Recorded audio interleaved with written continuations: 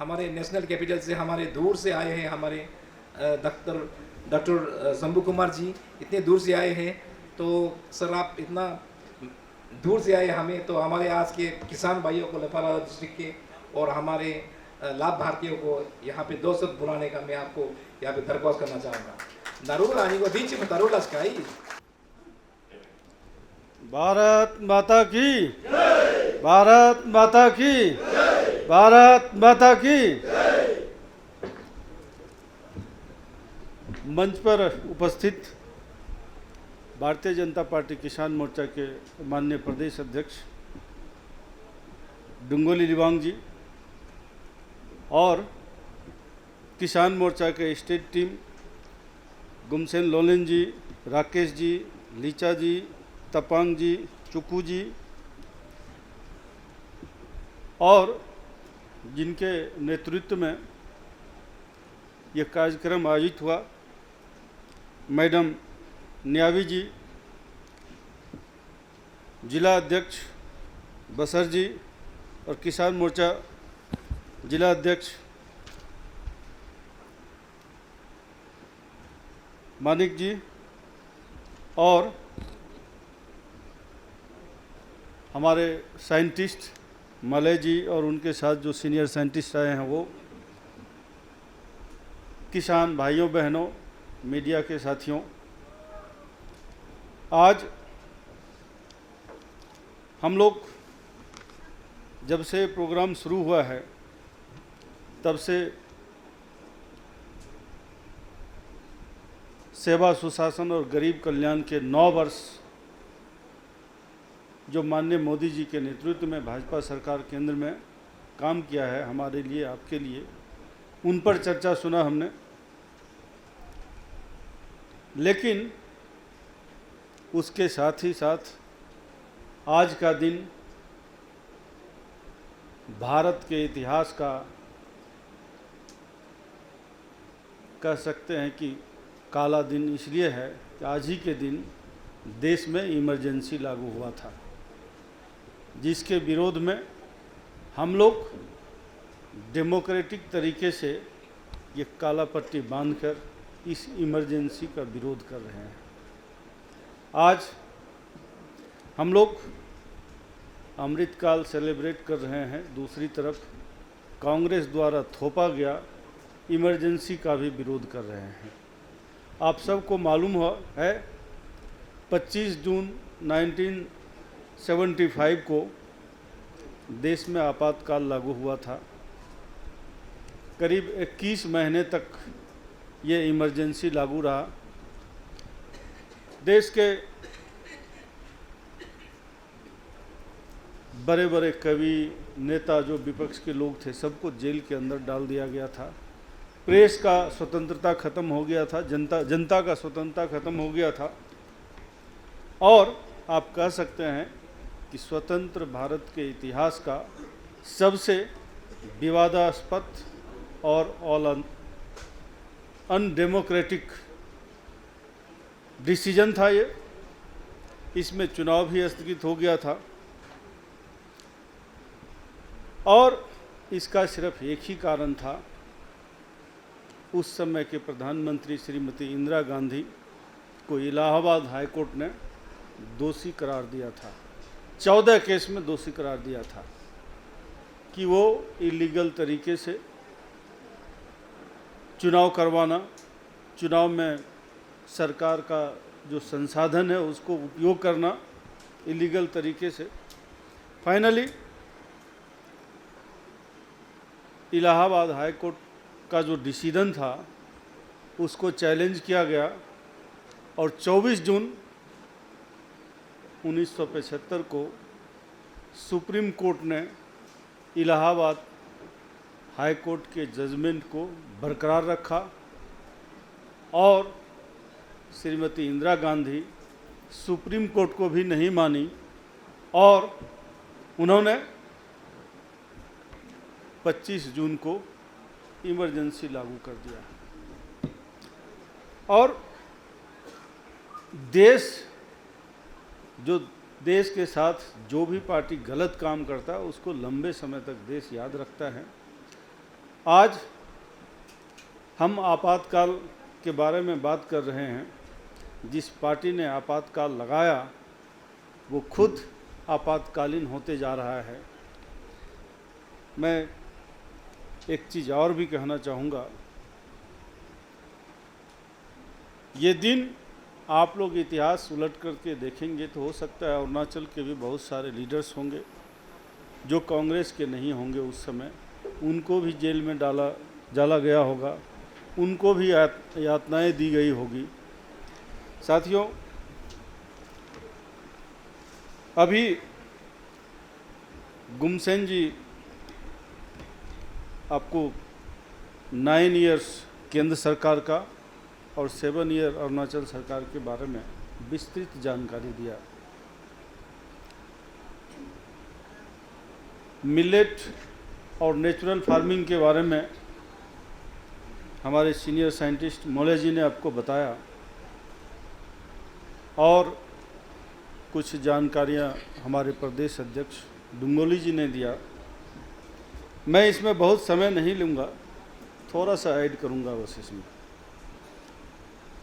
मले जी अभी बता रहे थे कि एक समय में मिलेट को गरीबों का खाना कहा जाता था, यही बोल रहे थे ना।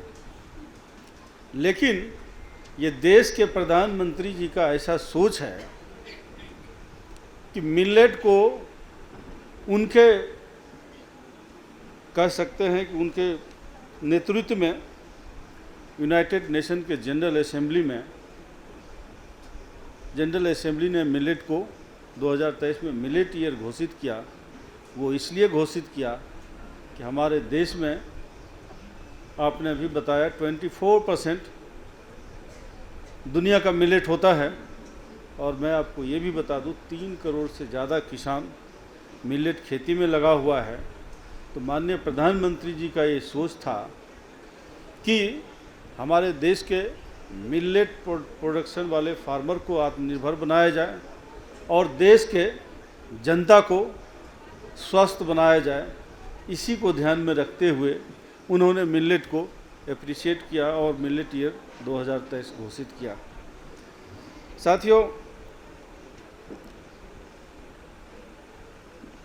मैं किसान मोर्चा में लगभग 13 वर्ष हो गया। अरुणाचल पिछले 5-7 साल से तो आ ही रहे हैं। अभी जो अब एक बात हुई सेवा सुशासन और गरीब कल्याण का, उसमें जितने भी बेनिफिशियरी हैं ये सबको बेनिफिट व्यक्तिगत रूप से मिला है। लेकिन हम आपसे चर्चा करेंगे, जैसे गुमसेन जी चर्चा कर रहे थे। ये कौन सा ब्रिज है यहाँ पर जो असम से आते हैं? यहाँ पर कौन सा ब्रिज है? वो बोगीबिल। आप लोग कितने लोग हैं जो बोगीबिल नहीं बना था तो बोट से पार किए थे? नाव से पार करने वाले कितने लोग हैं? है ना? अभी आपको आने में कितना समय लगता है वहाँ से तिनसुकिया से, और पहले कितना समय लगता था? आप कंपैरिजन करें।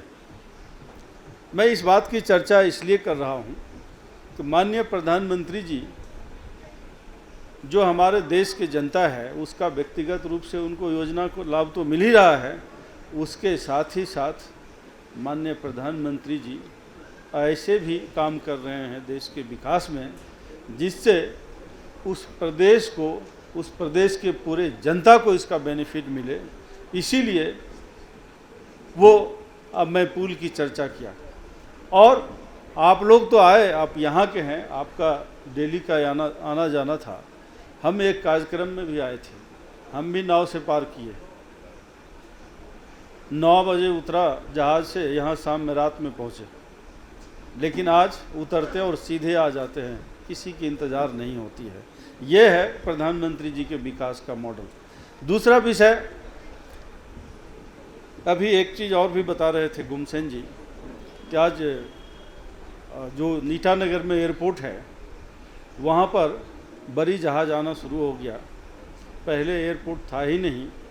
अभी अरुणाचल प्रदेश में 4 एयरपोर्ट काम कर रहा है। ईटानगर, पासीघाट, तेजू और जीरो भी है ना। 4 एयरपोर्ट काम कर रहा है। ये 2014 के बाद ही हुआ, जहाँ एयरपोर्ट था नहीं अरुणाचल प्रदेश में। हम असम जाते थे, या तो डिब्रूगढ़ जाते थे या गुवाहाटी, दूसरा कोई उपाय नहीं था हमें जहाज़ पकड़ने के लिए। लेकिन आज अरुणाचल प्रदेश इस तरह से हवाई मार्ग अपने अरुणाचल प्रदेश में 4 एयरपोर्ट बना है, और इतना खुश होके जाते हैं यहाँ के लोग कि मैं जब एयरपोर्ट शुरू हुआ था ईटानगर का, 4-5 दिन बाद मैं भी आया था वहाँ पर। जितने अरुणाचल के लोग वहाँ से उतर रहे थे, वो अपने आप को इतना आत्मविश्वास महसूस कर रहे थे कि हर लोग जहाज़ का फ़ोटो खींचते और लिखते कि मैं ईटानगर अपने एयरपोर्ट पर उतरा हूँ। ये प्रधानमंत्री जी की देन है कि लोग अब असम की ओर नहीं बल्कि अरुणाचल से ही जहाँ जाना होता है देश के हर कोने में जा रहे हैं। इनफैक्ट सबसे ज़्यादा दिल्ली जब जाने वाले लोग हैं वो 3 घंटे में ईटानगर से दिल्ली पहुँच रहे हैं। ये माननीय प्रधानमंत्री जी के 9 साल का सेवा सुशासन और गरीब कल्याण का कार्य है, जो असंभव था उन्होंने संभव बना दिया। तीसरा,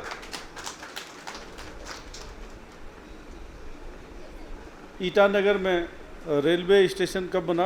अभी 14 के बाद ही बना।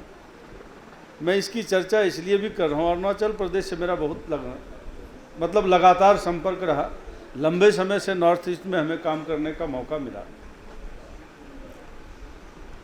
एक वाक्य सुनकर आपको अच्छा भी लगेगा, आप सब महसूस भी करेंगे कि माननीय प्रधानमंत्री जी किस तरह से ट्रांसपोर्टेशन को बहुत इजी बना रहे हैं। क्योंकि नॉर्थ ईस्ट में एक समय था 2000 से पहले सबसे ज़्यादा समस्या था यहाँ ट्रांसपोर्टेशन का। हमने हवाई यात्रा की चर्चा कर लिया, हमने ब्रिज का चर्चा कर लिया, एक ट्रेन बच रहा था, मैं उसका भी चर्चा कर रहा हूँ। मैं अपना अनुभव बता रहा हूँ, क्योंकि आज का दिन हम लोग सेलिब्रेशन का नहीं बल्कि आप लोगों से कम्युनिकेशन करने आए हैं। ये कोई समारोह नहीं बल्कि आपके और हमारे बीच एक संवाद हो रहा है, इसीलिए हम अपना अनुभव आपको शेयर कर रहे हैं। 2013-12 की बात है, डुंगोली जी उस समय अध्यक्ष नहीं थे। उस समय का अध्यक्ष था लोम्पाक पाक्सो और एक जनरल सेक्रेटरी था बोकेन केनो। एक हम लोगों ने डिमांड किया था केंद्र सरकार से, उस समय माननीय मनमोहन सिंह जी देश के प्रधानमंत्री थे। हमने ये तय किया कि सरकार के विरोध में प्रदर्शन किया जाए और देश में 2 घंटे के लिए ट्रेन को बंद कर दिया जाए ताकि सरकार की नींद खुले और हमारे किसानों का मांग पूरा हो। हमने पूरे देश के प्रदेश अध्यक्ष और जनरल सेक्रेटरी को दिल्ली बुलाए। वहाँ पर ये तय हुआ कि कौन प्रदेश अध्यक्ष किस स्टेशन को कितने देर तक रोकेगा।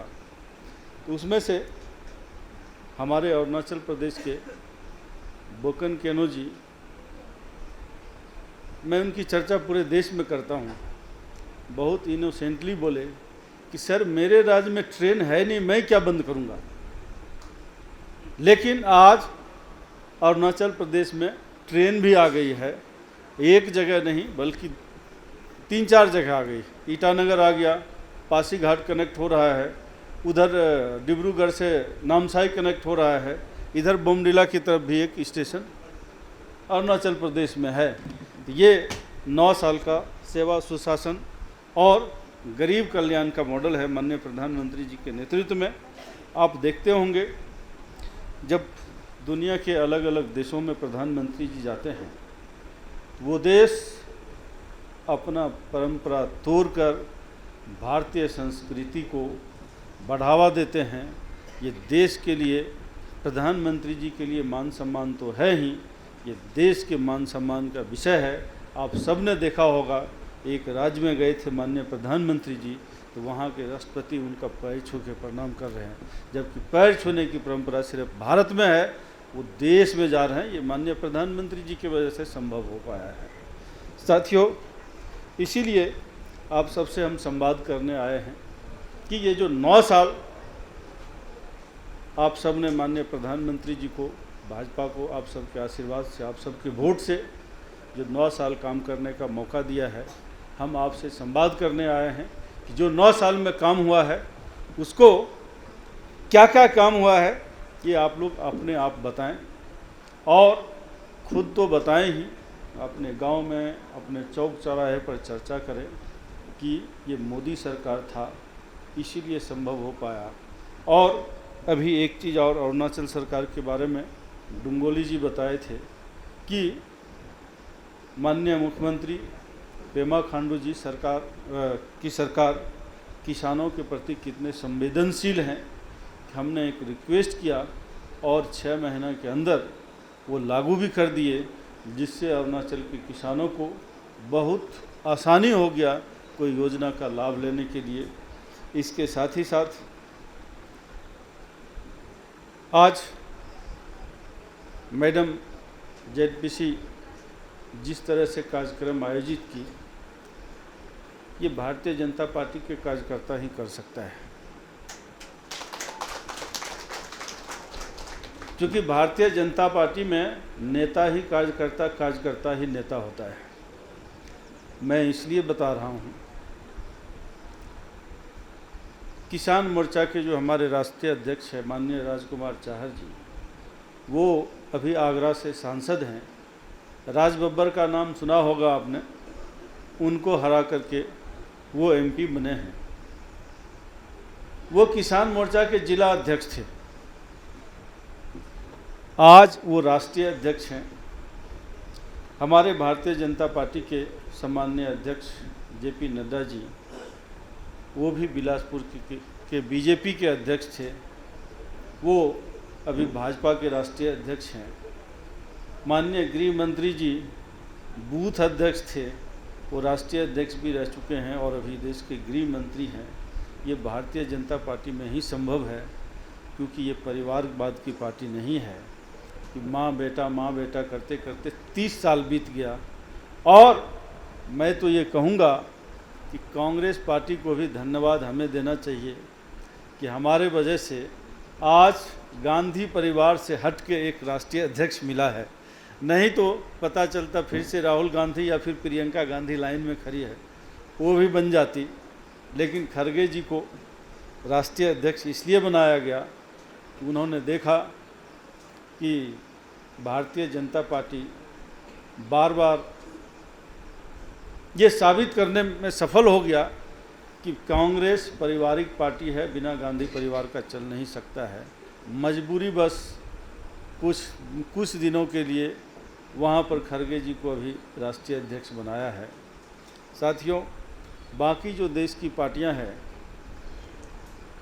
वो तो कंप्लीट पारिवारिक है और एक आदमी सेंट्रिक होता है, और जैसे वो आदमी बीमार होता है या उनका डेथ होता है, वो पार्टी टूट जाता है।